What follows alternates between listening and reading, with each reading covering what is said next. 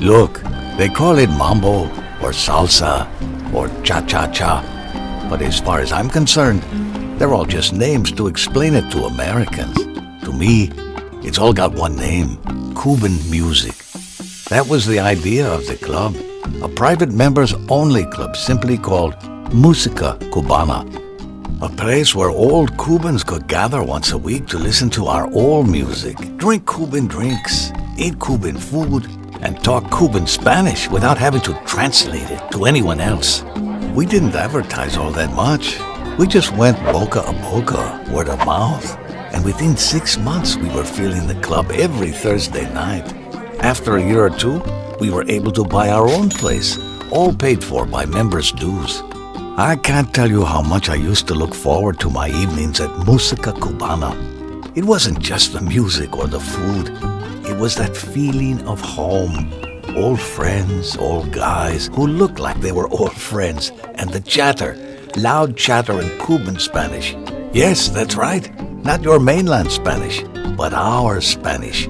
Slang, curses, laughter, jokes, all Cuban. I don't know about you, but my English is not so great. I can write fine, but when I have to speak it, I clam up. Even Luis, who teaches English literature at a college somewhere, even he has a heavy English accent and still expresses himself better in Cuban.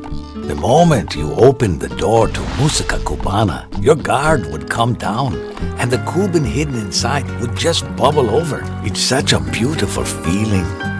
Musica Cubana was my second home, my heart's home, if you want the truth. I love my wife and my kids, but hanging at Musica Cubana was like being weightless until the guests arrived. It started with only one or two. A few of the younger guys started turning up with their girlfriends. American girlfriends, not Cuban. That's okay, I'm happy for them. Maria is from Mexico, and we've been married for over 30 years. But I don't bring her to the club. The club is for Cubans.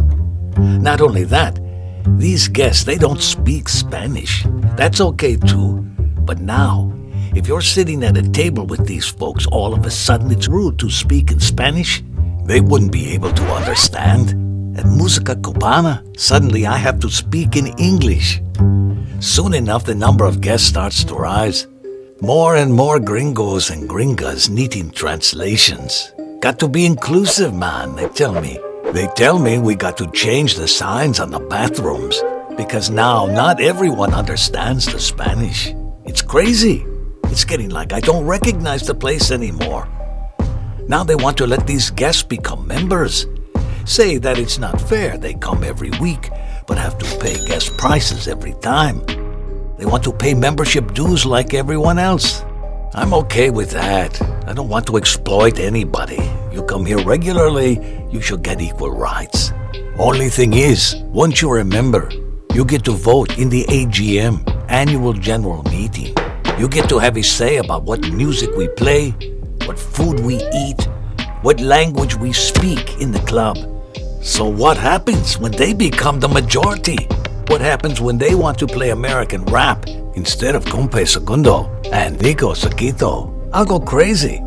So I argue that there has to be a limit, that if Musica Cubana is to remain the club it was always meant to be, a refuge for the weary Cuban soul, there has to be a limit.